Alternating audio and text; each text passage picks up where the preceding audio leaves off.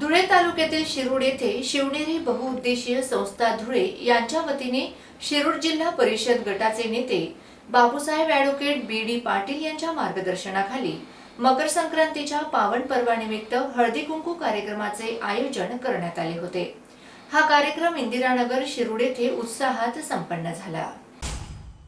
या कार्यक्रमात उपस्थित महिला भगिनींना गृहोपयोगी भेटवस्तूंचे वाटप करण्यात आले। महिलांनी मोठ्या संख्येने सहभाग नोंदवून कार्यक्रमाची शोभा वाढवली।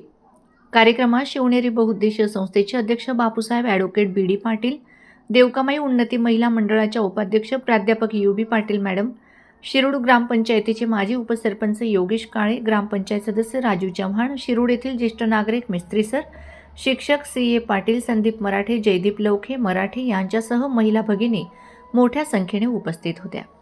यावेळी बापूसाहेब ॲडव्होकेट बी.डी. पाटील यांनी कार्यक्रमाविषयी सविस्तर माहिती न्यूज चॅनल प्रतिनिधीला दिली। या उपक्रमातून महिलांना सन्मान व सामाजिक एकतेचा संदेश देण्यात आला असून समाधानाचे वातावरण निर्माण झाले। प्रतिनिधी जयदीप लवखे मराठे, शिरूड बोरी परिसर।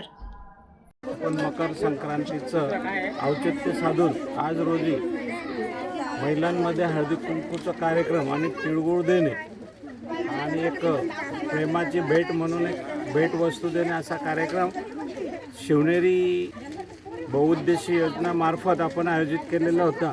या कार्यक्रमात शिरूड भागातील इंदिरानगर परिसरातील माता भगिनींनी उत्स्फूर्त असा प्रतिसाद दिला आणि जातीने हजर राहून या कार्यक्रमाचा गोडवा वाढवला। असंच एकमेकांमधलं नातं दृढ करण्यासाठी असा कार्यक्रम घेणे आता सामाजिकदृष्ट्या फार महत्त्वाचं आहे। तर त्या दृष्टीने हे उचललेलं एक पाऊल चांगलं या कार्यक्रमासाठी